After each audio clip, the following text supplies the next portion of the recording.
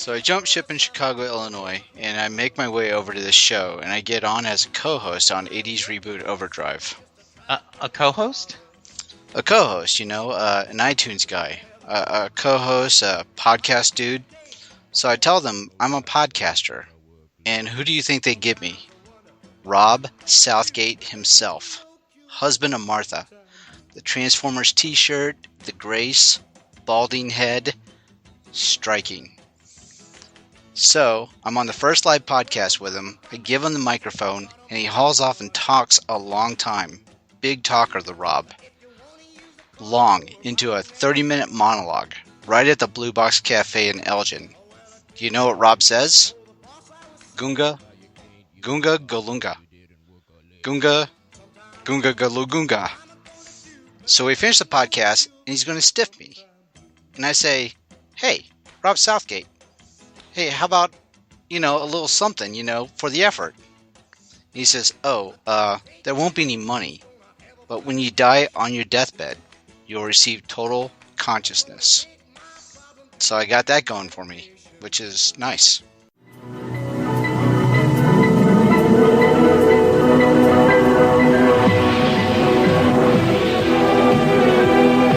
Sword of omens, give me sight beyond sight. Greetings, Starfighter. You are about to listen to the totally super awesome 80s Reboot Overdrive podcast. Always remember, no matter where you go, there you are. Ready Player One. You say it's your birthday. It's my birthday too. Don't do that, okay? We could officially get started with the intro to the 1980s movies, but I want to highlight the date that we're actually recording right now. We're recording on October 28th, 2015. The reason why this is important, Yes. in 80s Reboot Overdrive history, this was the date that our first episode ever was posted to iTunes. No kidding. Really? And so Wow. Anniversary. Nick Crow and I were actually on that episode, and we talked about... Now, I don't have the history of when we actually recorded. Yeah. So I know it was a few days before then, but the date of our first actual episode, if you go back to iTunes, it was actually on this date 1 year ago. Nick and I, along with co-host Mike, were talking all about Thundercats. Yes, we were. Yep. And so Wow. 1 year ago today is the birthday of our show being on iTunes, which I think is just outstanding and awesome, because I know a lot of podcasts seem to kind of fizzle out, where a lot of people get into it for, 6 to 8 months or something like that, and then they kind of just, lose interest. Mm-hmm. But we've kept on with it. We We kept have. going with it, and when I looked at the iTunes directory, we're about 74 podcasts into this thing. Now, some of those were our Halt and Catch Fire shows. Some of those were our Deutschland 83 shows. So not all of them are, the traditional 80s reboot shows, but the majority of them are. So I think that is just something to highlight, and I just want to say happy birthday to the podcast. Very cool. I wish we talked about this, because it would be interesting, maybe no one else, but I would love to talk to you about, it's been a year. Do you have episodes that specifically stand out to you that you're really proud of? Are there Larry Kenny. things, Larry Kenny. Yeah. Nick always throws out Larry Kenny. That was such a fun talk. That Yeah. was. Yeah. And we could probably go down that rabbit hole discussion, for the whole hour, but Okay. we're online today because we want to talk about movies of 1980. Now, when I tweeted about this, I wanted to make sure that I was very sure to emphasize that it was movies of 1980, because I didn't want our Twitter followers to be confused with just saying 1980 movie. Right. Because you say that, then all of a sudden you're going to get the whole gambit of the year. Yeah. But to give everybody some context as to what we're doing here, we started with previous shows where we started with actually 1982. And the idea was because it was the blockbuster year of 1982. And then the idea kind of morphed where we would talk about our favorite movies from each year. And we worked our way from 1982 to 1989. We went back and redid 1981. And now this is us taking one more step back to complete the series of 1980. So, on the show today, we have got Jesse. Hello. We've got Scott. Hi, guys. And, of course, Nick. Hey. And what I've noticed is that as I've re-listened to a few of our episodes, I very seldom introduce myself. So I am Dave. Hopefully you guys know me by now, and you're not tired of me. Please keep listening. Anyway, Here we are jumping into our movie review of 1980s. And, well, who gets us started? We are going to pick on Nick.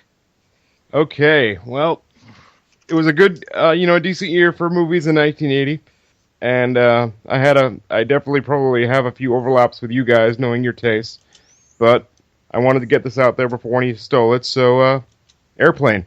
Good choice. Excellent Surely you must be joking. Do you have a drinking problem, Nick?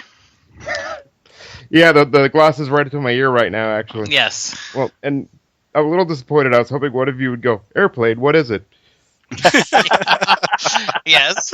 What's a big tube where all the people Yes. need to get transported, but that's not important right now.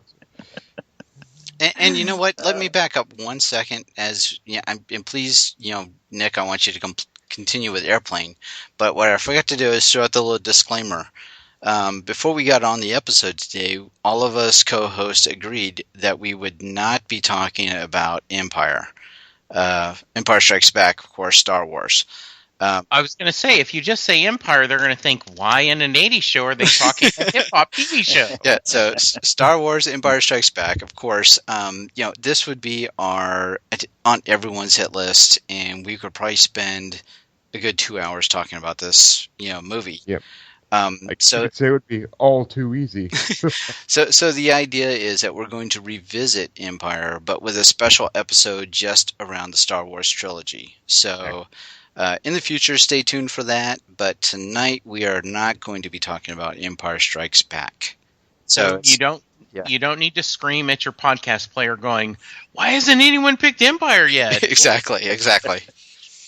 Yeah. So Nick, I'm sorry to interrupt your airplane discussion, but I just want to make sure we got that out there at the beginning. Oh, no. I mean, I fully expected this whole part of it just to be us going back and forth with Airplane quotes, but, What do you make of this? I can make a pterodactyl or a brooch. Roger. Roger, over. Done. What's your vector, Overdone? Victor? I talk jive. No, but that was, I remember first seeing that movie at a summer program when I was a teenager, and it was my, I can't remember if it was that movie or if it was Kentucky Fried Movie that was my first exposure to Zucker, Abrams Zucker, but oh my god. I think that was like one of the first movies I ever watched that I stopped breathing. I was laughing so hard. It's just such a just total rapid fire comedy. You never get all the jokes the first time. No, you definitely don't. You definitely have to watch it several times to hear all the little. There's so many little tiny 3 or 4 words that just come out that are a little one-liner that you're laughing, so you miss it. Mm-hmm. And Yep. a couple of things. One, it gave Leslie Nielsen a whole new career. It did, yes, it did. Because at that time he was, a leading man and kind of, a thing. Dramatic actor. Yeah. Yeah, and the other thing was such greatness of casting Robert Stack, Peter Graves, Lloyd Bridges, that were so dramatic and so icons in such a fun role. And I think in a lot of ways, this is the first, silly movie that it's a machine gun rapid of jokes. But the casting of Lloyd Bridges, Robert Stack, Peter Graves, Leslie Nielsen, that is half the humor right there. You think of these actors who have just got all this dramatic gravitas to them, and the jokes would not work at all if they weren't delivered so straight. like just out of Peter Graves' smooth, smooth authoritative voice, just saying, "You ever see a grown man naked?" Yeah. And and Kareem Abdul-Jabbar, Yes. and breaking character. Look, man, I bring it on every night. The hell I don't. Yes. It just so funny in so many different ways. And I remember as a kid growing up on reruns of, Leave It to Beaver, Barbara Billingsley. Yes. It's just hilarious. I speak jive. Yeah. And it just flows out of her mouth too. It's like it doesn't even sound like effort. It's just effortless coming out of June Cleaver's mouth. We could just sit here and gush about it, but if you haven't seen it, why are you listening to us? Go watch it now. Yeah, it actually was one of my top 3 too, and I'm gonna have to revamp. Although I have a list a mile long that I'm gonna be able to access, no problem. So yeah, this is it is something, and an all-star cast. Yep. And just so much fun. Oh, I'm sorry, Desi. I just wanted, in case anyone, we should probably bring it up. It helped to kill the up until that point very popular, very long-running airport franchise. Yes. Oh right. Yep. Yeah. And that was actually pretty good fun. That was a pretty exciting franchise. I liked it from the 70s. That was some fun stuff.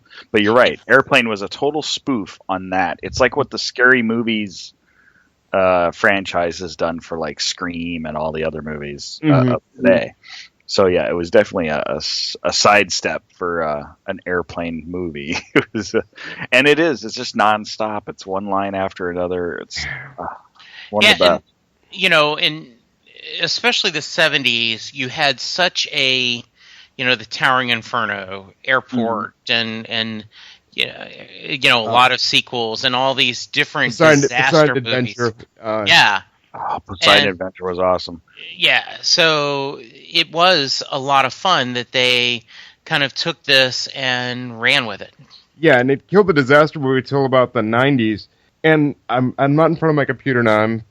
I'll admit that I'm folding laundry, but I'm trying to remember the movie. Like they actually took a good chunk of Airplane's dramatic script off of a pre-existing TV movie. Really? Yeah. If anyone can look that up. I want to say 0 Hour, but that might have been the basis for Dr. Strangelove. But the line where it says, "We need to find someone who could not only fly the plane but didn't have fish for dinner." And we think of that line as funny, but apparently that line was in the original script for this TV movie, and it was played completely straight. So getting back to what we're talking about with the dramatic actors, it's amazing how certain lines can be taken in 2 very different ways depending on the context. So yeah, the movie was 0 Hour. It was 0 Hour. Okay. Yes, based on Arthur Haley, who wrote the book Airplane, helped on the screenplay. Dana Andrews played Lieutenant Ted Stryker.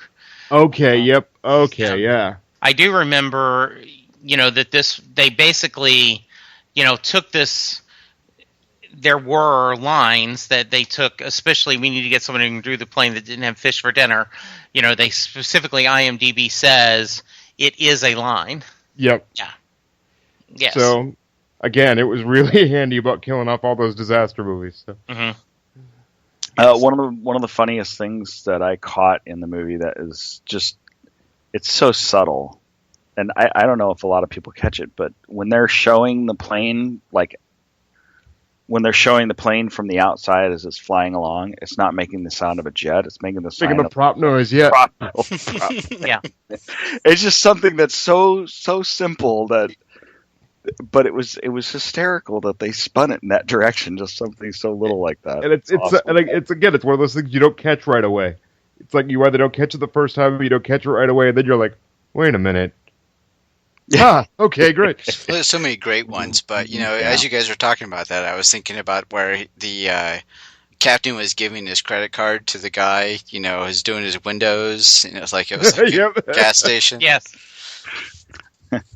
And now I don't. Just a little off topic, but I don't know who here has ever read. It's the website, the AV Club. Does anyone ever read the articles on that? No. I have in the past, but yeah, I don't. Okay. The commentary in that on that website is very literate, but also very silly. And I remember when Leslie Nielsen died, they posted the obituary, and we'd have comments saying rest in peace, what a great actor, blah blah, and then you'd see, I just want to tell you both good luck, we're all counting on you, and it would get upvotes, and then it would go back to other topic about his career, or again R.I.P. But then down again it would go, I just want to tell you both good luck, we're all counting on you. And this repeated like 20 different times, just at random points of the thread. That's great. Yeah, but I thought a great homage to him. Yeah, I thought it was great. So the question of the day is, Nick, do you like movies about gladiators? I'm more of a Kareem Abdul-Jabbar fan myself, but my dad doesn't think he puts enough hustle in it. According to IMDb, Airport 1975 had Helen Reddy as a singing nun, and Karen Black had to fly the plane and land it. And they tried to get George Kennedy, who was in the airport movies a lot, and tried to get Helen Reddy to play that part. And Universal, they were worried George Kennedy did not want to, poke the bear. Okay. Yeah, and then he later, though, was, and did other movies, yeah. Naked Gun, and... Yes, exactly. Well, it looks like I picked the wrong week to quit smoking. So, yes. On to the next pick. Jesse, what do you got? I'm going to go with Used Cars. Oh.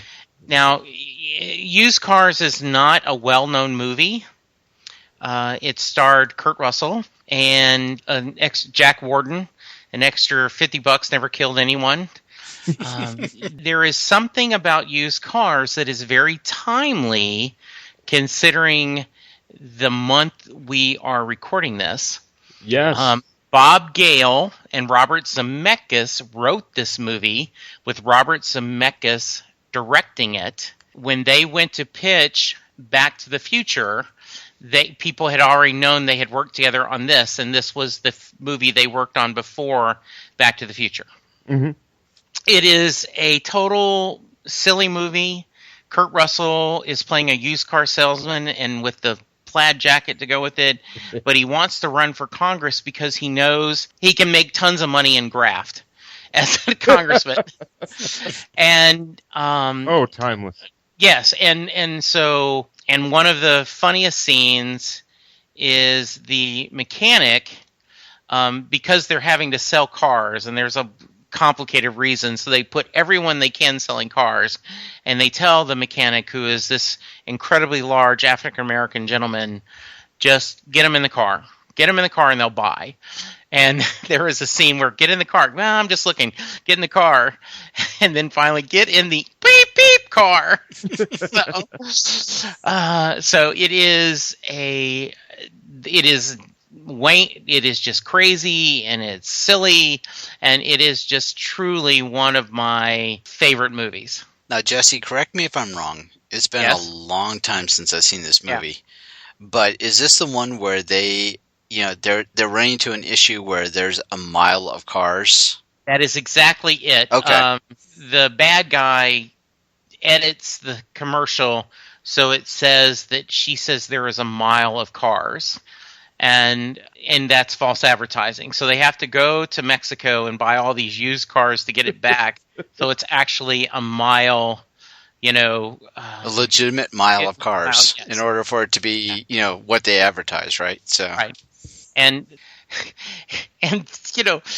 they have the President of the United States is making a broadcast, and they break in to do their commercial. And, for Christ's sakes, we're blanking with the President of the United States. Well, he blanks with us, doesn't he? $10,000. That's all it takes to be elected senator these days. It's more like a down payment. After I'm elected, it's 50-50 in all the graft I take. So this is a cynical movie. It's hilarious. Kurt Russell at his best. Just is funny, and I just love this movie. I don't know. We were talking about Kurt Russell as Snake, like in other podcasts. I mean, Absolutely. Is this his best? Come on. Well, at his best is comedy. That's what I think, and I think that's why he was so good as Snake, because you only knew him from, comedies. Or all the Disney movies, where he was, the computer wore tennis shoes. And this was, adult, he was cussing. And then when he plays, Snake, and all of a sudden he's an action hero, it's just hilarious. Yeah, because I think we talked about that before, where it was just unexpected for him to play Snake. And how good he was with it. Oh, absolutely. Right. Yes. Right. All right. So, Scott, your first pick. Well, I'm going to go with a comedy, Stir Crazy. I just love this movie. I've watched it so many times. I just watched it a few weeks ago, actually. It's just it's classic Richard Pryor and Gene Wilder. I mean, they've done a few movies together, and they play off each other so well. And this movie actually has a pretty good cast on it too. Craig T. Nelson, Barry Corbin. Love it's just a goofy, funny movie. Two guys going to jail for the wrong, getting framed. It's good stuff. We bad. I'm bad. Yeah. I'm bad. Yeah, I remember that. I love these guys. They did have just amazing chemistry together. And I love anything they're doing. Absolutely. Yeah, I had gotten such a different perspective of Richard Pryor after I did the interview with Scott Schwartz. Oh, yeah. Yeah. Okay. And that was interesting. Yeah, and now, I mean, he mainly talked about Richard Pryor post the toy. Yeah.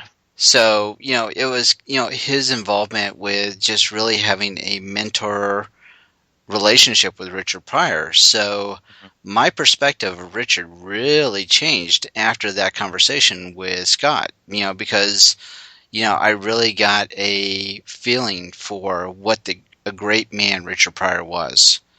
And so it takes on a whole different perspective of, these movies. And I've got to probably go back and rewatch Stir Crazy, with my new perspective of Richard Pryor. Because, I mean, he was a great actor, of course, and a great comedian. But now that, I understand behind the scenes what was going on with, kind of his life. Yeah. It really, it puts a different perspective on things. Back in the day, you would go to the movie theater to see a stand-up comedian. Richard Pryor released movies of him doing, sets, and he was just hilarious. I think we talked about this before in one of the movies. You got a Richard Pryor 8-track tape for Christmas, and you and your uncles would go back to your bedroom to listen to the tape, and just rolling with laughter. Yeah. Now, We're Bad was from Silver Streak, right? I don't want to get information. That was their first time together. Well, they right? used it in Stir Crazy They as well. did too? Okay, good. Yeah. Okay. That's right. We bad. Yeah. Yeah. That's definitely part of that one. Yes. Now, just backing up real quick, Dave, you mentioned the Scott Schwartz interview, which also ties in with Airplane. It does. It does. Because he actually speaks jive. Right. And that's how he got things loosened up with Richard Pryor or something. It kind of tied in together, didn't it? Yeah, it was he did it for Richard Pryor, and that just killed him. One of the actors that was speaking jive in Airplane, he stood in for Richard Pryor when they did the test. That's right. His screen test for Scott Schwartz to get the role. And so he actually was doing his lines of when they were walking down the the big staircase with, where they were just doing like a dialogue between each other, and it was, in this case, it wasn't Richard Pryor because he wasn't available that day, but it was the actor that was one of the African Americans that was on the plane that did the jive thing, and once he realized that was that actor, and they had this relationship because Scott Schwartz was a big fan of Airplane, they consequently did a ad-lib scene where they did the whole thing via jive. And it was just so funny to listen to. And nice little circle we got going here. That's funny. Yeah, exactly. Yes. And Jesse, it's funny you should mention like the Richard Pryor albums because I don't know if you've ever watched one of his shows live at the Sunset Strip, but he has a whole routine about how, because the movie was actually filmed in a penitentiary. Yeah. And they did hang out with actual convicts at points, and he's talking about the best line of that routine is, and thank God we've got penitentiaries. Now, why did you kill the entire family? They was home. They was home. Yeah. Yeah. That I think that stand-up routine live at the Sunset Strip or on the Sunset Strip, I think that might be his most popular one because I remember that. Absolutely. All right, so Dave, I think you're up. I am up for my first pick. I am going with I hope it's one that you guys are familiar with, and it's actually one that I recorded. I forget what channel it was on, maybe Encore, but it's actually still on my DVR to date. And it's probably been recorded up to maybe 2 or 3 months ago. And I've rewatched it about twice since I've put it on there. And I don't know why. So maybe you guys can help me kind of like analyze. You've really built up the suspense. Yeah, I was going to say, there's a lot of really interesting movies in 1980, so I'm dying to hear what it is. And you guys are going to, I feel like I'm going to deflate you because you're going to be like, really? That? It's Valley Girl again, isn't it? My Bodyguard. Oh! Yes. No, that's great movie. That's a unique one. Yes. Okay. Yeah. Right. So My Bodyguard, Chris Makepeace, we've got Adam Baldwin, Matt Dillon. The Matt Dillon, he's the bully, Moody. Yep. You even got Joan Cusack in there, very, very young Joan Cusack. Chris Makepeace, I don't even know what this guy is doing anymore lately, but I don't know what it is about this movie, but I can just continually to rewatch it. Interesting. It is, it's just an interesting movie. I mean, it's cool that it's set in Chicago. Adam Baldwin plays this character named Linderman, who is the kind of a misperceived person in this school because of an incident that he's involved in, earlier. And then this new kid, Clifford, who is Chris Makepeace, he kind of gets involved in, befriending Linderman to help him beat down Moody, who's Matt Dillon. And I don't know what it is about this movie. It's just something that I can continue to rewatch over and over and over again. So it's just really, I don't know. To me, it's 1980s gold. It's a classic underdog movie. That's what it is. I mean, and it's a bully movie. It's sad that that it was such a bully movie. Sometimes it's a little frustrating because Matt Dillon really was a jerk in this movie. He so was. And then he had once Clifford got Linderman to beat up Matt Dillon, and Matt Dillon goes out and gets the next bigger guy. And that end scene with all four of them fighting at the same time, two separate little brawls going on. It's just, it's a very exciting movie, but it's also very frustrating because you can't wait for the end when they get back at Matt Dillon for being such a doofus. And it's also a very sad movie, and the idea that Adam Baldwin's character Linderman has a persona just as much as Dillon does, or the Clifford, or Moody. Everyone's playing these parts and I just think I was surprised how deep of a movie this was, because you really did think it was just going to be kind of this comedy, right? That, he hired a big kid to take care of him, and they'll bond. And it's a little bit more than that. Yeah, actually, I remember. So I was 12 when this came out, and I remember watching it during the summer sometime at my grandparents' house. It must have been maybe a year later. Maybe it might have been 81 when I watched it at my grandparents'. But I remember getting it out on VHS and actually showing my grandparents, who are very conservative, but they absolutely loved this movie, even with some of the language that was in it, and a little bit of the attitudes that were in it. But they even loved this movie. So it was a really even though it was frustrating and sad in so many ways, it was a feel good movie at the end. Yep. Yes. The guy that was getting picked on he got himself back on his own feet. Eventually, was able to defend himself, not just with Linderman, but defend himself against the bully, which is, for people that have been bullied. And I had a kid that kind of picked on me early on in high school, and I can relate to that. It's not comfortable. It hits home when you see a movie like that. Absolutely. Yeah. So, and then you've got the great Ruth Gordon and Martin Mull.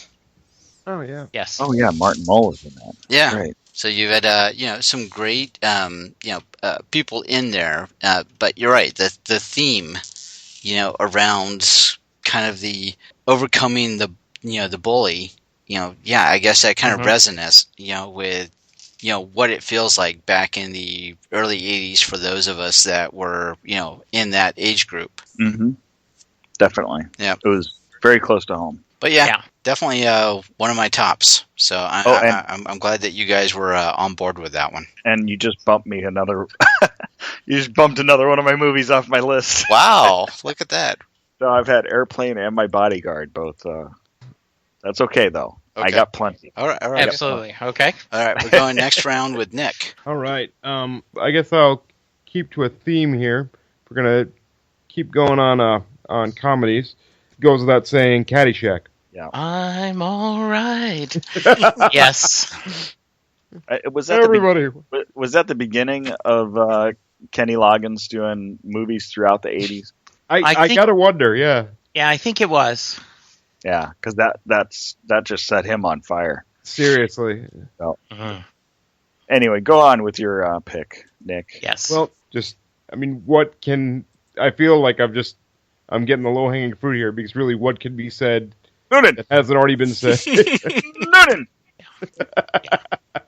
And, Chevy Chase, you could tell I don't even think he read the script. I think he just came out there and was himself. Be the ball. And you're not being the ball, Danny. Yeah. And actually that's something that I always thought was, we think of Caddyshack as this tour de force comedy movie with, Rodney Dangerfield, Chevy Chase, Ted Knight, Bill Murray, but then we've got I guess quote unquote main plot is Danny and his working at the golf club, at the golf range, and his girlfriend and all that, but no one thinks about that when they think of Caddyshack now. Yeah. Yeah. What was that guy's name? Michael. Oh, Michael O'Keefe. Thank you. Yes. He's done a few things after that, but he is definitely forgotten kind of as one of the characters. And how do you compete with the guns that are on now? I think you just really, have as a newcomer, how do you fit in with Ted Knight and Bill Murray and Chevy Chase, Rodney Dangerfield? You just hold on, I think. Hold on for the ride. Yep, exactly. Hey, he got to marry Bonnie Raitt. Oh, really?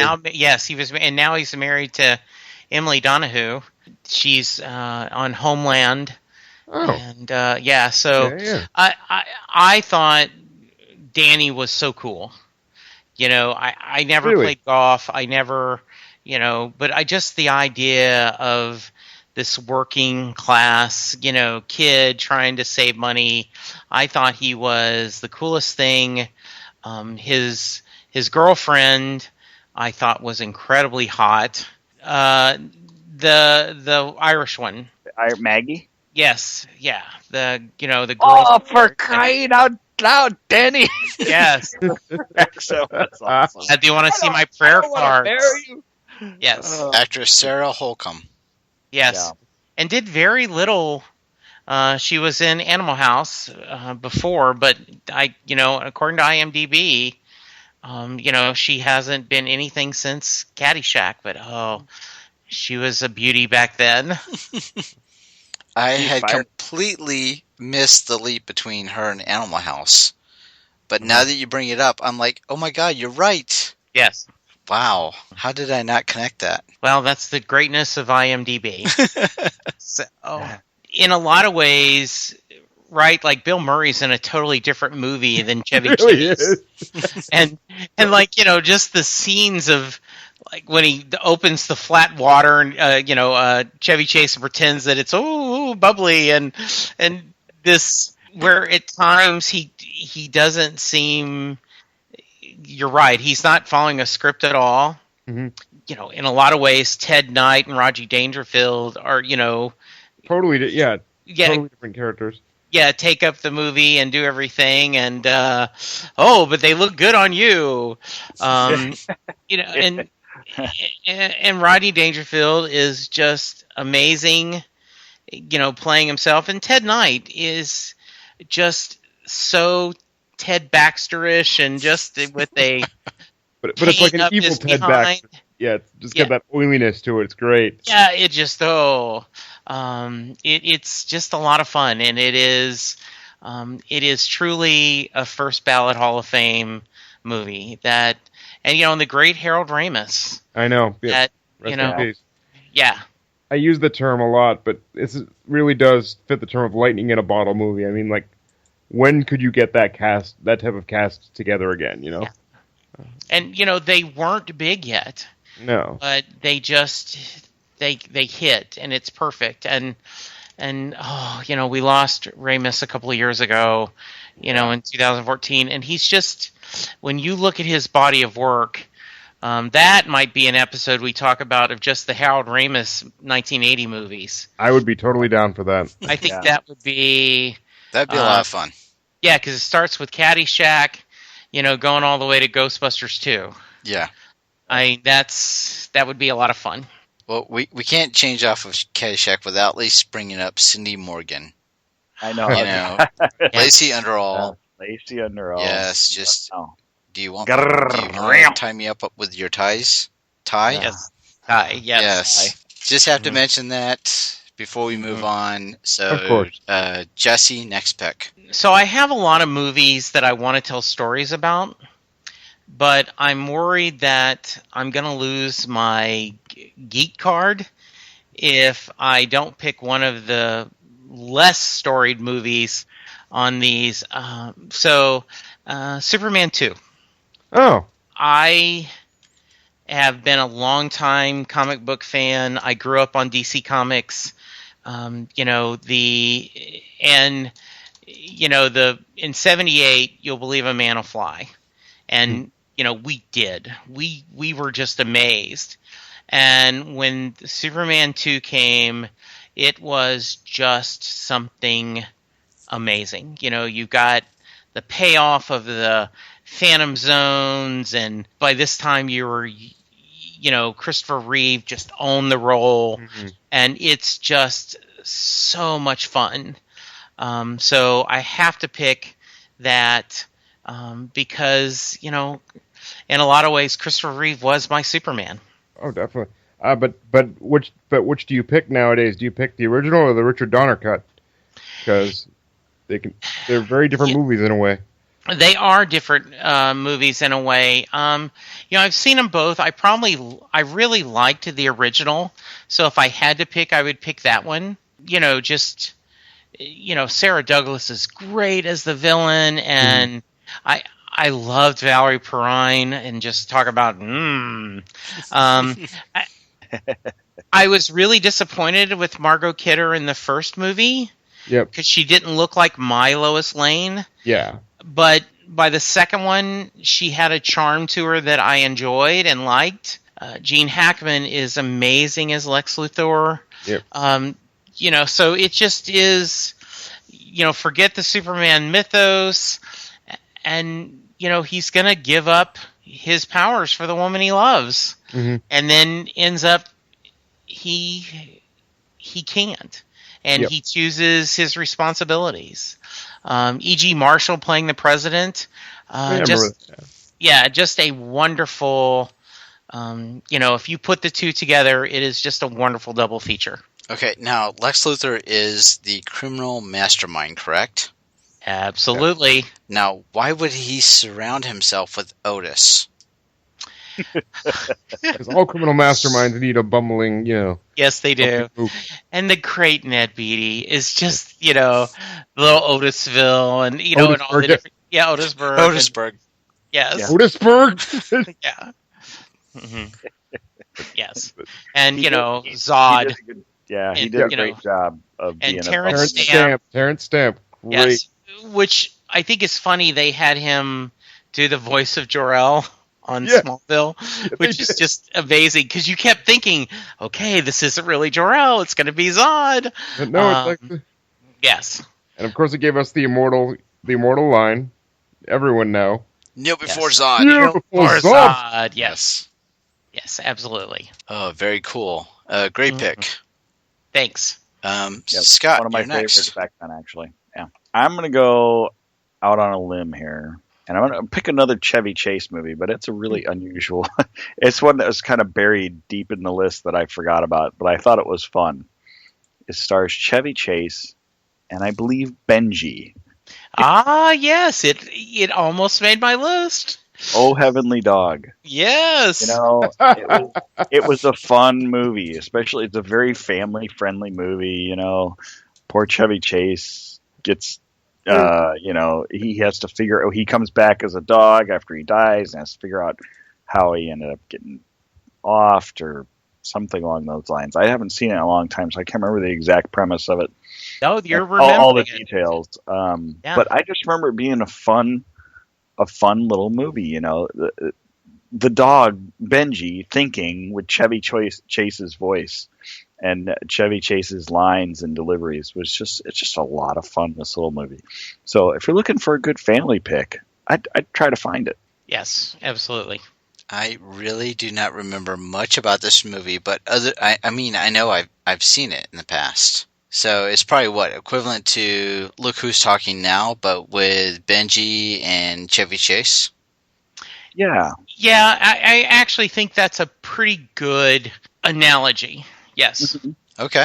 Then I guess I will go on to my pick.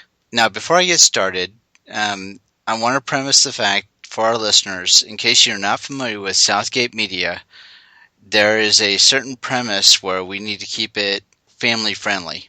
So I'm going to use a euphemism, but I understand that when I discuss this movie, there's more to it than just what I'm saying.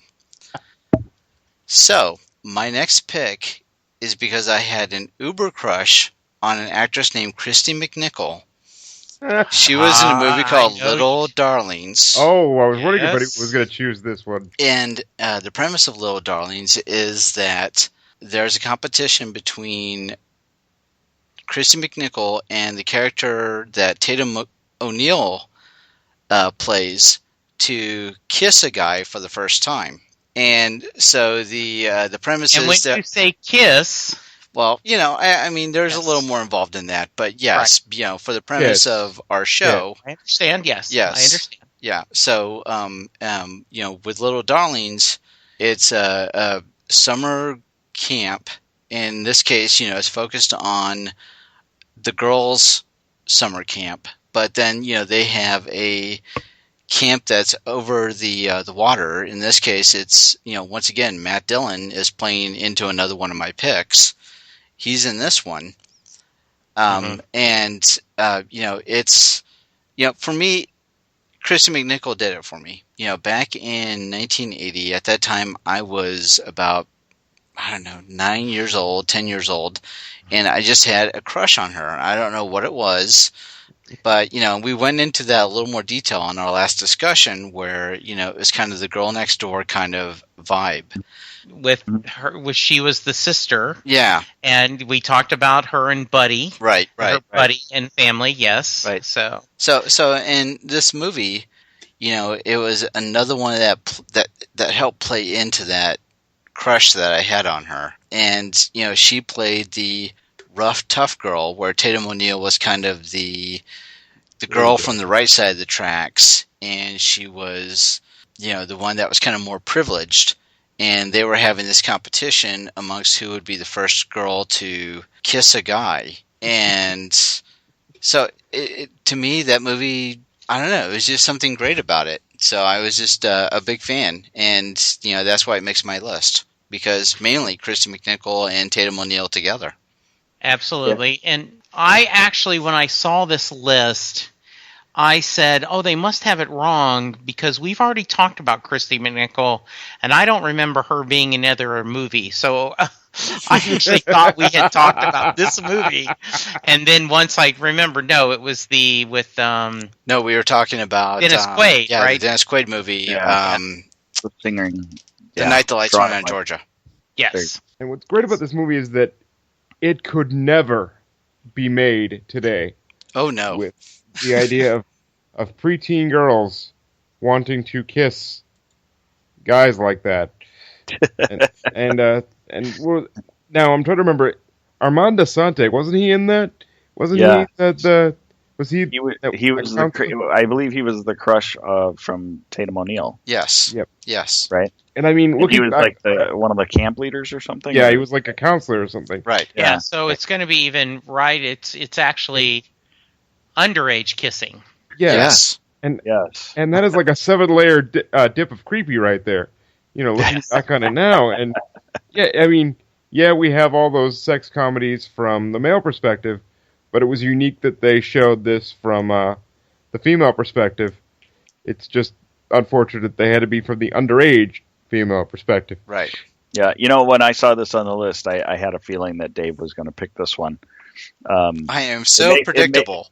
It made my honorable mentions definitely, but after our conversation about Christy McNichol a couple weeks ago, I definitely had a feeling that you were going to pick this, and it's definitely worthy of the list. Absolutely.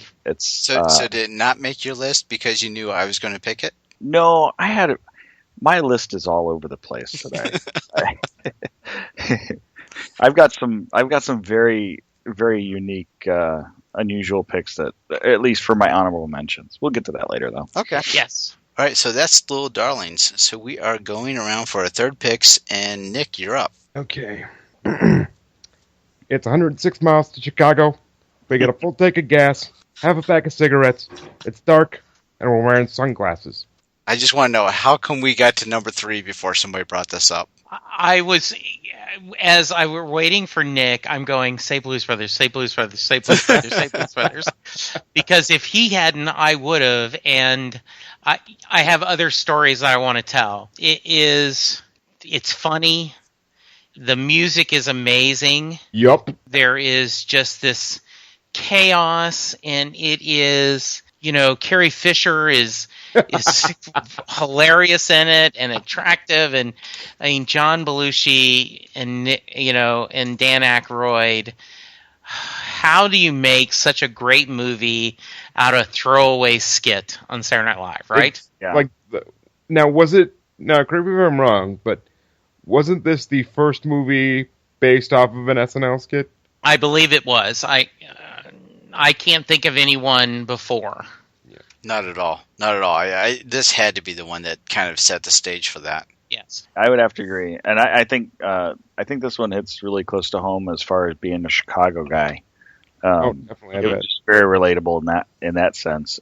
Just funny, so many lines, and it just we're getting the band back together. How often do you say that? I've said it 100 times, hundreds of times. Oh God! Well, And I don't even play any instruments.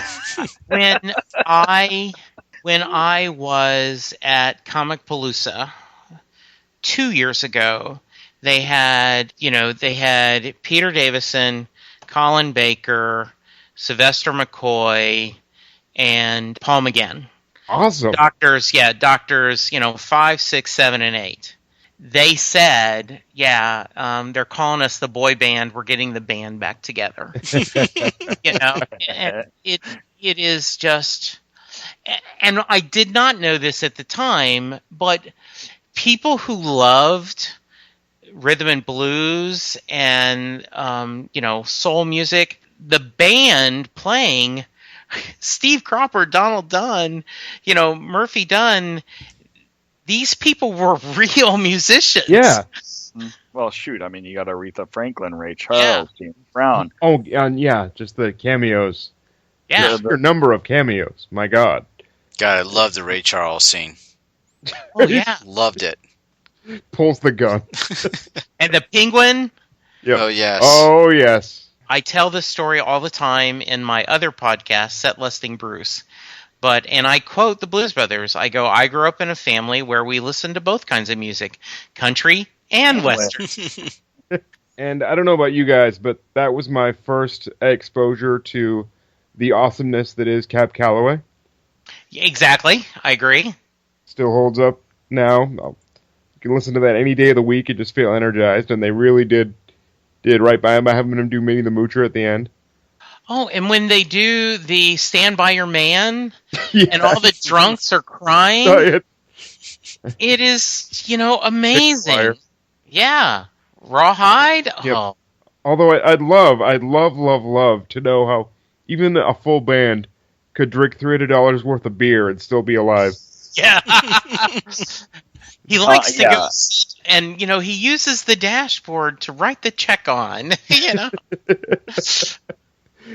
And I think at the time that was the most expensive crash scene ever filmed. Just at the very when all the cars just collapse in on each other at once. Mm-hmm. Yeah, this must have been before Smokey and the Bandit 2. Probably, yeah. Another great line from it just popped out at me. We're on a mission from God. God, of course. Yes. And how many times have you said that? If you want to fake serious about something. Oh yeah. I'm on a mission from God. The one that always gets thrown out at our get-togethers is Orange Whip. It's do you want another beer? And it's in this case, it's referred to as an Orange Whip. Or if I just want to mess with someone, I'll go, I'd like four whole fried chickens and a Coke. Yes. White toast. Interesting little fun fact about that movie: in the entire movie, Dan Aykroyd never takes off his sunglasses. You never see him without sunglasses. He always has them on. Mm-hmm. Oh, huh? Really? Wow. Yeah. I never really caught that. A great fun fact. That's amazing. So, and just the big songs at the end. Yeah, the big ending. Beautiful. I was just thinking the same thing. I was thinking the big ending. That's good stuff. Yes. Are we talking about Everybody Loves Somebody, or are we talking about Jailhouse Rock? I guess both, but I just remember, the having you. Yeah. Yes, absolutely wonderful. Greatness. All right, Jesse, you're next up. This is a movie that gets a lot of grief. Robert Redford directed Ordinary People, and it won Oscar over Raging Bull. And a lot of people think that is one of the worst Oscar slights of all times. But I will tell you, Ordinary People is on my list for a couple of reasons.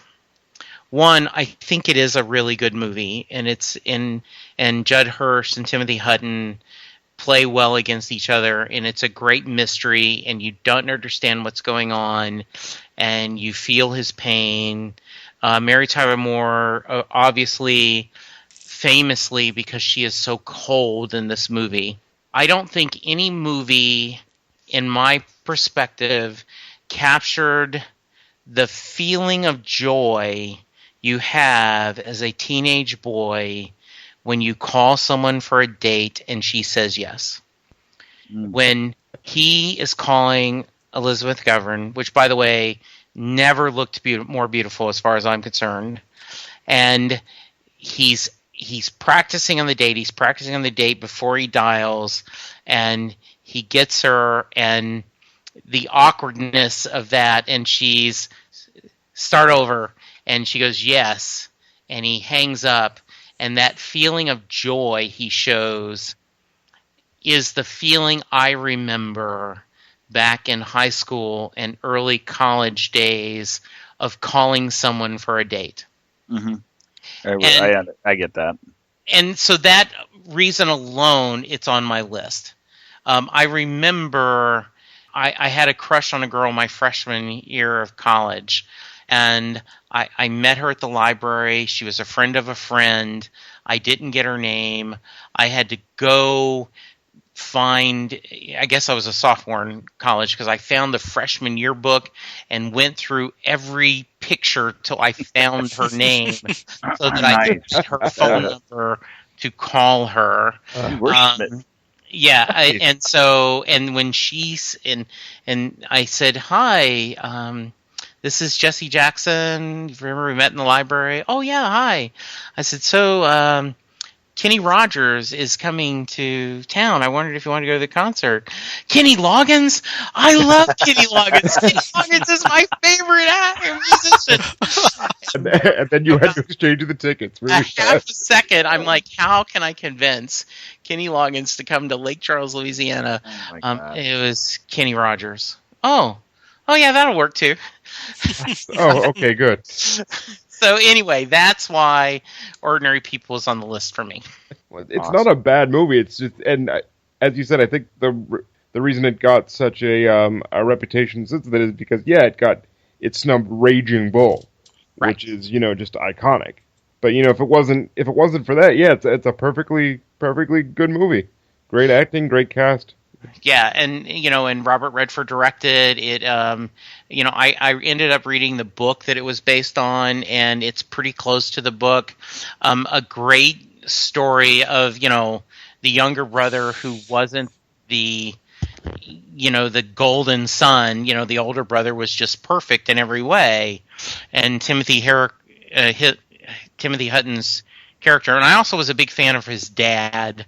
He played Ellery Queen and had been in a lot of good movies that I liked. He talks about, he was stronger and he lived and the guilt about living with that you survivor's guilt that I did not, this is the first I'd ever heard of that, was just fascinating to me. So that's why I'm so glad someone picked Blues Brothers, because I was this is not a happy movie and a lot of things to discuss, but for those reasons, it's it. And I loved Elizabeth McGovern. Right now. I'm telling you right now. All right, so we are going on to the next pick for Scott. This every year, I say this at every podcast too. Every year we choose, it's very difficult to narrow down just the three, and I'm like toying between a few different ones here that are a couple that are pretty obscure. There's one that I want to mention just because I want to make fun of it, but I don't know if I want to go that direction. Well, we still have to go through my pick, so who knows if I pick that one. So I doubt it. Okay, I'm going to go with another kind of it's a superhero movie, but not in the tradition of superheroes. It is Hero at Large. Yes! That's on my list. John, really? John Yes! Ritter, Ann Archer. Ann Archer. What a great movie. I watched this thing over and over again, sitting at home and just, I don't know, 12, 13 years old. And I just loved the premise of an ordinary guy taking on this role, even though he doesn't have any superheroes, but he's kicking butt, and it ends in a, good way that, he ends up in this collapsing building trying to save somebody, and he's stuck in there, and then two people from the bystanders decide we're going in, we're gonna go get him, because they know, and he was at one point everybody thought he was a fraud, and it's a great movie. You don't hear about it ever anymore either. No. And when they interview Ann Archer and she says, "I know the wounds I saw were real. Mhm. And yeah, just great. Absolutely. It has been way too long. I know I've seen this movie, but I just do not remember much of it. Another family-friendly movie. Yes. Yes. Yes. Absolutely. Yeah. And do you guys not remember it? Or I got to complete. I knew the name, but I've never seen it. I didn't know what the premise was. Mhm. So this is a little educational for me. When you said 1980 superhero movie that wasn't really, on the mainstream, I thought you were going to say Puma Man for a second, but I'm glad you didn't. I saw that on the list too. Puma Man. Mine would have been Super Fuzz.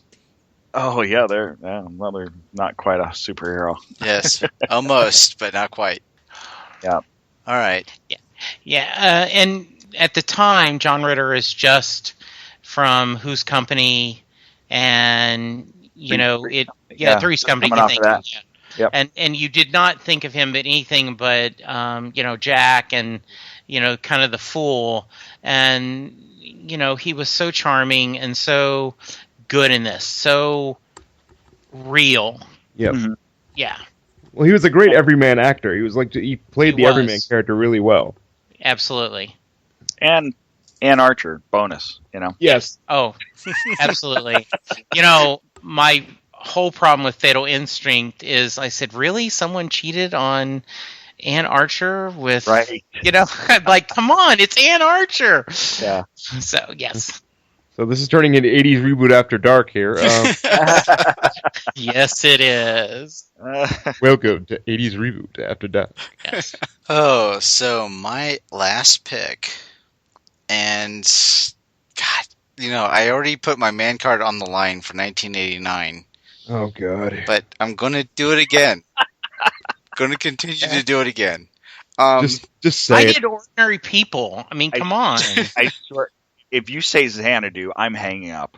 All right, so in 1978, there was a movie that came out that kind of most people know, and there was somebody that in that movie I became infatuated with, and probably more so than my crush on Christy McNichol.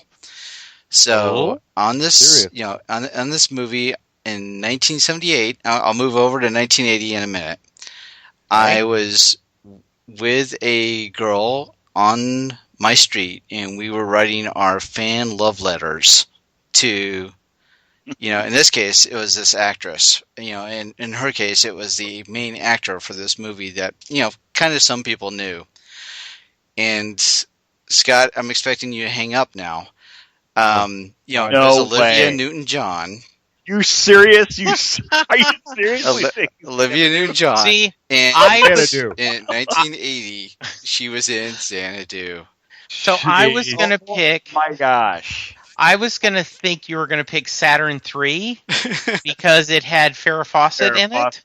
That was a good one, actually. I like Yes, it is. I thought you were going to say Fame, and I would have been fine with that. All right, so let me give you the merits of Xanadu right now. Okay, Uh-huh. now obviously it's dated. Obviously, it's not a movie that transcends well to our 2015, tastes.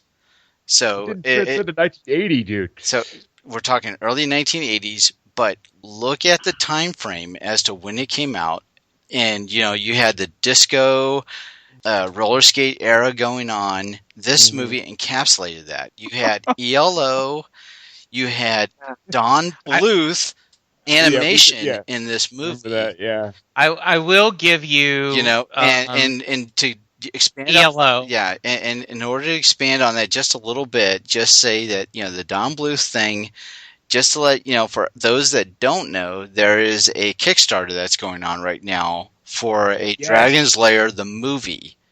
Yes. So that's kickstarter.com/project/Don Bluth/Dragon's Lair the movie, or Dragon's Lair the movie.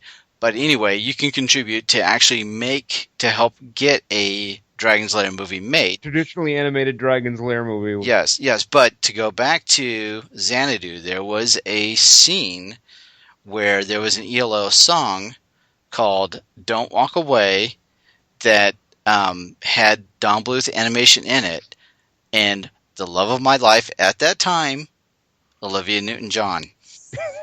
My God. I feel like such an idiot. I think it's greatness that you picked that. Okay. I think it's great that Dave picked it, and I love that Scott, like, if you say Xanadu, that's it. And just, I applaud you for your bravery. I'm still. I apologize for my comments. Yeah. Was I at least able to justify it? Yeah, actually, you've got me intrigued now. I might have to go back and watch it. I don't. No, there's really no justifying Xanadu. Because you were talking about it's very 80s, but the thing is it glorifies the idea of the roller disco and like that culture and showing movies while you were roller skating in a circle, and that was already well on its way out by 1980. Yes. Yeah, it kind of was. So I remember going to this, hoping for another Grease, and I loved Electric Light Orchestra. I'm excited that Jeff Lynne is putting out a new album now. I get in an argument with a friend all the time that he says Jeff Lynne was the spare member of the Traveling Wilburys, and I go, oh, I'm just saying compared to the others maybe, but Jeff Lynne had some skins on the wall. Obviously, Olivia Newton-John, incredibly beautiful, great voice. So I have not seen the movie since I saw it at the theater, and that's too many years ago. But my wife owns the soundtrack, and every once in a while we listen to it. That's perfect. Yes. Nothing wrong with ELO, but really the best part of that movie, by far, and I think everyone will agree on this one, was it Gene Kelly's last role? If it isn't, it's one of the last. Yes, it's awesome. You could tell, just from watching him do his thing, that he had a great deal of joy with what he was doing and being able to dance again on film, and that you could definitely get a sense of. But the rest of it, if I have to be complimentary in any way, I will say it's very much a product of its time. And most before its time. Absolutely. And I do think, according to IMDb, he did 3 other TV appearances. Mm-hmm. He was on The Love Boat. He did North and South, the miniseries, and then Sins, which is a miniseries. But according to IMDb, Xanadu was his last acting film. So I'm not advocating the fact that Xanadu isn't, a movie that is just so wonderful that it transcends times. It's it encapsulates the early 80s. And it definitely, you look at that and you knew what was going on, late 70s, early 80s, and that's what that movie's about for me. I have to agree with you, and I am looking at it from a new perspective, Dave. I apologize. Wow, I changed somebody. Yes. Wow. Yeah, it still kind of makes me think. It kind of makes me think it's a bad acid trip or something, because it's really weird. It's got some weird stuff going on. So I don't know. I agree. Olivia Newton-John was very beautiful at the time. I mean, she still is, actually. Anyway, it's just it was. I didn't see that coming. Yeah. Well, actually, you did see it coming. Oh man! Again, I thought you were going for fame, but Well, you guys are going to be mad at me, considering the other movie that I was debating on talking about. Oh. And it should have been brought up. It should have been brought up. Nobody's brought it up, and I'm so disappointed. We went through all 3 picks, and nobody said Flash Gordon. I was tossing it around, either Flash Gordon or Blues Brothers, and I went with Blues Brothers. He saved every one of us. How could we not pick him? Save for the universe, right? Now, see, I was going to suggest that if you're talking about eras, y'all get on back to the club now. You like your daddy better, Urban Cowboy. Oh, Talk about capturing a time of the 80s. Talk about an amazing soundtrack. You have the great Scott Glenn being the villain, the wonderful Barry Corbin playing Uncle Bob, Deborah Winger, John Travolta as Bud and Sissy, and they had their little license plates in the back of the truck. This is when it's a girls' night, when Linda is having friends over, like, when I'm out, traveling for work or something, Urban Cowboy DVD is pulled out and they watch that and laugh and joke. It is such a time capsule of that country western, the bulls and people going on, that is just amazing. Full disclosure, every time someone mentions that movie, I always immediately mix it up with Midnight Cowboy. But then, it's totally different, yes. But I'm glad you explained it to me again. So yes. Another honorable mention is The Nude Bomb. Oh, so the Get Smart yes, movie. Maxwell Smart, Don Adams. Without 99 or Siegfried or anything that made Get Smart awesome, which they remedied. They remedied in they did a TV movie called Get Smart Again that had all the surviving cast members in it. So. So we actually have some Twitter shout-outs to talk about really quickly. Yay. Can I throw out 3 quick ones before? Please. Okay, Battle Beyond the Stars, Richard Thomas. Oh, very nice. Yes. Drew Baker, Robert Redford. Awesome, Yes. awesome movie. And The Idolmaker. What was that about again? This guy, Ray Sharkey, was the main character. He was what do you call it? He represents singers, like an agent. He's an agent. And he builds up, like Peter Gallagher is in this. This was the whole Team Idol thing where in the 50s, right, you had a producer, you looked the part. And so they did everything around you. I remember that, a very good movie and a really nice historical part of that, segment of rock and roll, that time of, the music industry. I agree. Yeah, it was a fun movie. Anyway, those are my... Oh, and then there's one that's really, really obscure that probably nobody's ever seen. It's called The Forbidden Zone. I know of it. I've never seen it. Nope, you got me on that one. Okay, you know who Danny Elfman is, right? Yes. Okay, Danny Elfman and his brother, back in the day, made this movie called The Forbidden Zone. And it is the most bizarre movie I've ever seen. Was this like Oingo Boingo Danny Elfman days? Yeah. Yes, this is Oingo Boingo. In fact, they're in the movie at one point. Okay. I said the plane guy plays King Fausto of the Sixth Dimension. Hervé Villachez. Hervé Villachez. It's I can't recommend it because it's so far out there. It's the most far out I'm telling you, it is the most far out movie. Just bizarre. So if you're ever just looking for total bizarre, then check it out. But I actually own it.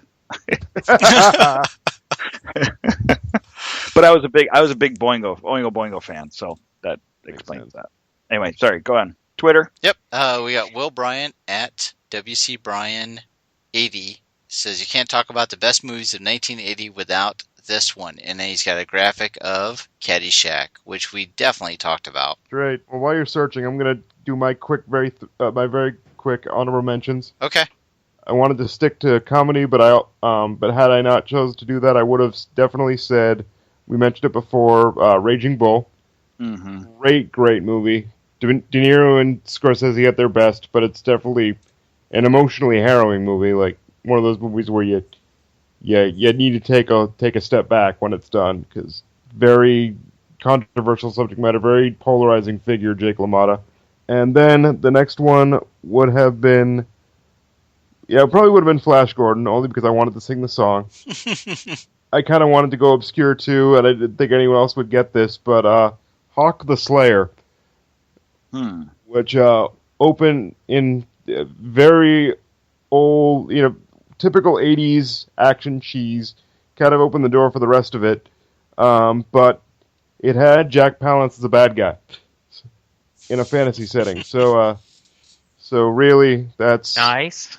yep. That's all I need. Just tell me that Palance is in it, and he's going to go to town, and it's going to be fun to watch. While you're also looking, I love The Final Countdown because I love time travel movies Yeah. with Martin Sheen and Catherine Ross. We've already talked about The Shining when we did our Yep. Stephen King in the 80s. So we've given it some love. Clint Eastwood in the Monkey movie, right? Oh, any which way you can. Where you can. Yes. Love that movie. Absolutely. So it was a really... I remember watching Where the Buffalo Roam. It's a Bill Murray movie, and I'm like, this doesn't seem like a Bill Murray movie. This was very odd. It's a very Hunter S. Thompson movie. Yes, it is. And, of course, a long line of biographical movies, Coal Miner's Daughter, with Sissy Spacek. Oh, another good movie. Playing Loretta Lynn. Yes, absolutely. All right, so we got Freaky Fast at my 86686 says Empire Strikes Back, Caddyshack, The Blues Brothers, Friday the 13th, and Raging Bull.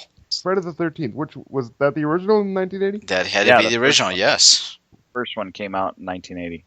Yeah, one of us should have said that we're this close to Halloween. I don't know. I think we brought it up on our horror movies. Did Yeah. we? Yeah, so maybe we don't need to say it. But... Did we bring it up on the horror movies episode? Oh wait, Friday No, the 13th? Yes. No, I don't think we did. no, we Did didn't. We didn't go over the obvious choices. I don't think so. Yeah, I think you're right. So yeah, actually that should be a good mention. Is the start of a long series. Yep. And Jason wasn't the killer. Nope. Cribs Notes version. It was his mother.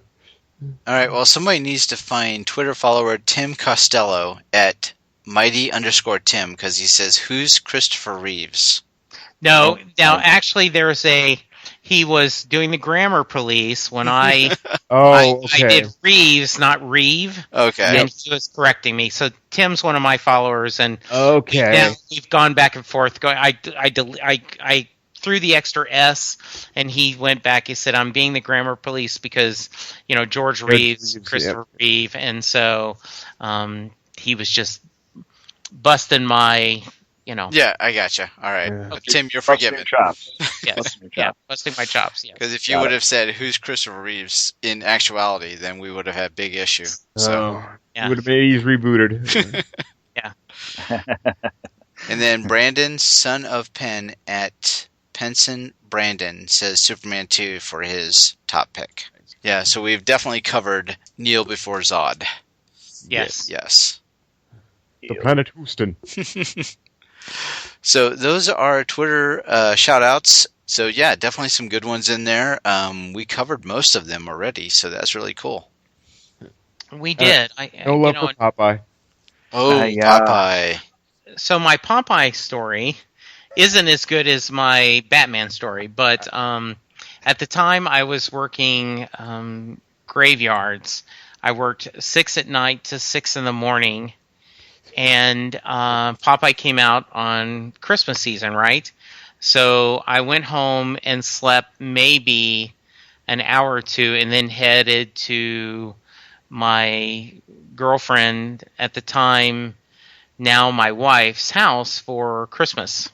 We had been dating a little under a year. And, we spent the day with her family and we did all this stuff. And then her friends from college were there and they said, let's all go see...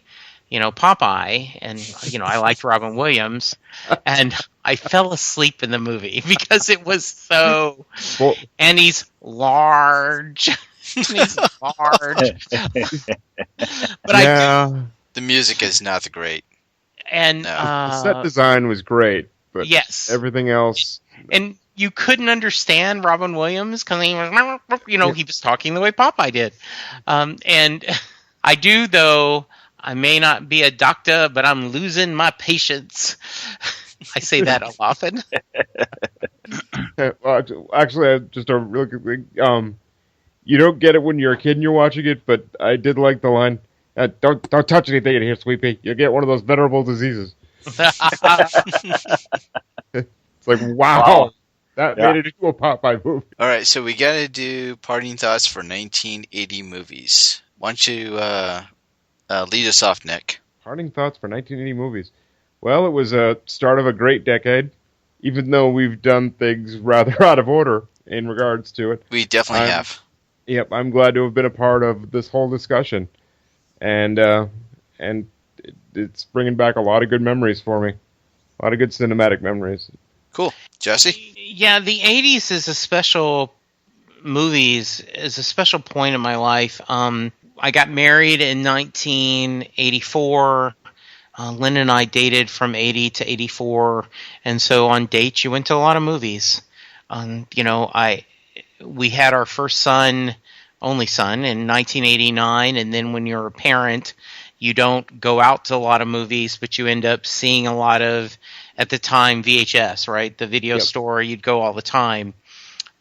So there were a lot of movies during this discussion that I had good memories about and stories, and this has been a lot of fun discussing these and remembering points of our lives that you remember because of this movie or how it captured or how it made you feel. And so I've loved the heck out of this journey, and thank you so much for letting me be part of it. Yeah, it's the very personal stories that we share, with our, movie memories is definitely what's making this, fantastic. So, Scott, what do you got? It just dawned on me. I'm kind of sad, actually, that this is the last decade that we've covered all. You guys have, prior to me, you've covered a bunch of starting in '82 and going all the way through, and now we're back at 1980, and it's sad that we've covered all 10 years now. I am And right there with you. There's so many more that I would love to talk about. You know, Yes. like I mean, I'm just looking at the list just from tonight. I'm like, well, man, we could have covered that and that and that and that and that and that. There's just so many to choose from, and it's every year. And I start to think, did I do anything else other than watch movies in the 80s? I swear, except for the late 80s when I graduated high school and kind of started, getting adventurous or something. I don't know, but I watched a lot of these movies, and so I'm kind of sad that we're kind of wrapping up the 10 years. Hopefully, we can come up with a way to revisit them and pick out some different ones. Maybe focus on certain actors or something of each year or that decade. I will say this: I as much as I love this, I do feel a little bit bad that I didn't get to cover a lot of the movies that I saw in the 80s, if only because I was barely genetic material, and I watched a lot of animated movies and kids' movies. So I don't think I watched Ordinary People, when I was, when I came out of the womb in '82. So. And I think that a lot of our discussions, we changed kind of format as we went through it. And, we started with 1982 and we started the format of, let's talk about, the top movies from 1982. And we kind of looked at IMDb from the most popular and worked our way down. And we changed format where we started to talk about, let's come to the table with movies that we have a story to talk about.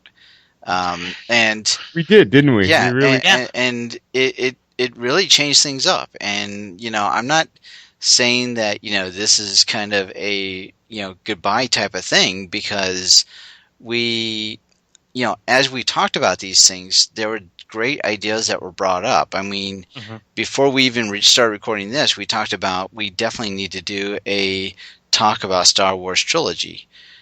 In a previous podcast, we were talking about doing a 007 episode. You can't do an 80s thing without Roger Moore.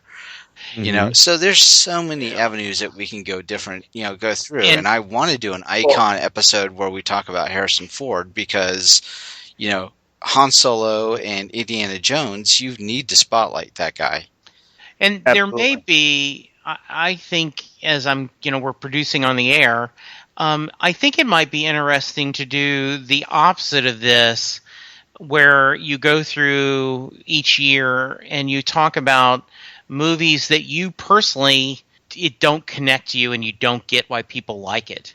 Not necessarily pick really bad movies and let's, all talk about it, but why someone may think like, I don't know if that's happened, but like I don't understand, maybe Raging Bull.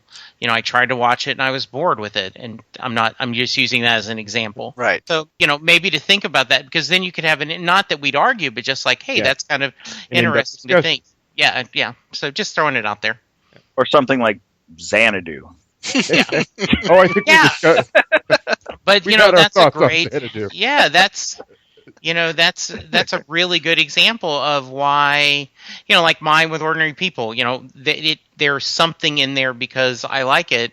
But I think Four Seasons may have came out, this movie with Alan Alda, and I don't like that because I have a personal memory of why I don't like it, because something else happened. So it'd be interesting to throw in there. I just love talking to you guys. It's just, it's just an excuse for us to get on the, Skype. Just gab. Yeah, exactly. Okay, I got to confess something, and you guys I may not be invited back to the show. Okay. What is it? Okay, 1985. Mm-hmm. I believe that's the year Top Gun came out, right? Yes. Yes. Okay, I was like one of the last people to see Top Gun when it came out. Mm-hmm. And everybody built it up to be like the end-all, be-all of movies. And after I saw it, I was so terribly disappointed. I hated it. I hated it for a long time. Yeah. No, that's understandable. Now, watching it again back, now, Mm-hmm. it's extremely. It's got some great cheesy lines in it. Oh, and it's really not that great of a movie. It's got cool special effects with the flying, with the airplanes, and the jets, and all that. But I really didn't get this is the perfect example for your idea for this podcast. I did not get it. Yep. Like what? Why is everybody freaking out about this movie? It wasn't that great. No. Yeah. And I think I brought it up in the Red Menace episode. I might have to remind me that Maverick essentially started World War III, and that was a happy ending. So yeah, I can understand that a little bit disappointment, a little confusion. That was a great episode, by the way, the Red Menace. I love that. That was very well done. You make me blush. So.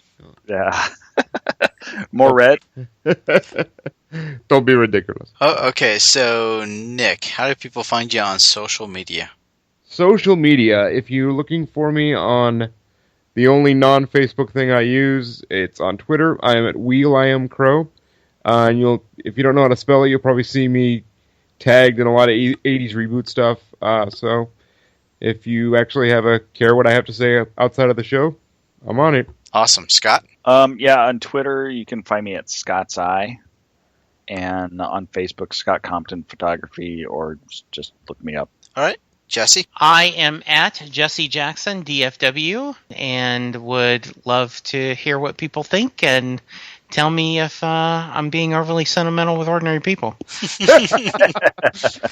can never be too sentimental when it comes to Timothy Hutton, so let's... Yes, indeed. My name is Dave. I take care of the 80s Reboot account, so that's at 80s Reboot. We also have a Tumblr, which is 80sreboot.tumblr.com. Of course, we're on Facebook, which is facebook.com/80sreboot. Don't forget about us on email, so that's 80sreboot@gmail.com. So, if anything, this podcast has given me the opportunity to just completely rip up and demolish my man card. Because, I've had the opportunity to, I think maybe on 3 of our shows now, to just completely toss that out the window. No, I'm glad that I had the opportunity to at least kind of change a little bit of perspective on Scott for Xanadu. Your work here is done. Good job. You're going to send him Mount Olympus again. Yes. Your muse of the 80s. Yes. So with that, listener, thank you for reliving the 80s with us. We appreciate you on the journey as we looked through each of the years of movies for the 1980s. But we will definitely continue to revisit this in any shape or fashion, and theme to keep it going. So keep listening. Thank you. And I want to say one more thing. Yeah.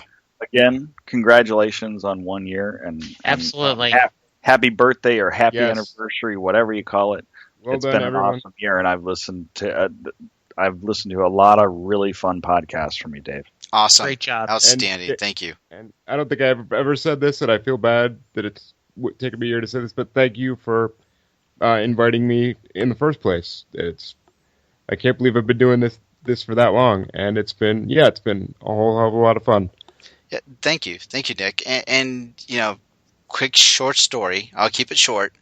But what happened was at the beginning of it, where we decided to do an 80s theme podcast, Rob Southgate, who runs Southgate Media, had hooked me in with a co-host named Mike, and Mike brought to the table Nick.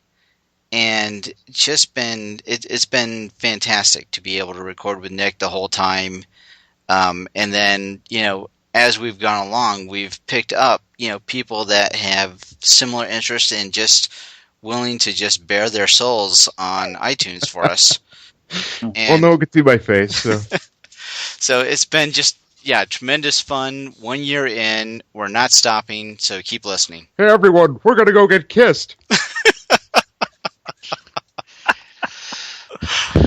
I want 4 fried chickens and a Coke. Picked the wrong week to stop amphetamines. Surely you're joking. I'm not serious. joking, and don't call me Shirley. 80s reboot. What is it? Oh. All right, guys. It's been a lot of fun. All right. Bye. Bye. We hope you've enjoyed this show. This podcast is part of the 80s Reboot Overdrive channel on Southgate Media Group. You can follow us on Facebook on the 80s Reboot group page. We're also on Twitter and Tumblr at 80s Reboot. We invite you to check out all the wonderful podcasts and blogs available at southgatemediagroup.com. And thank you for reliving the 80s.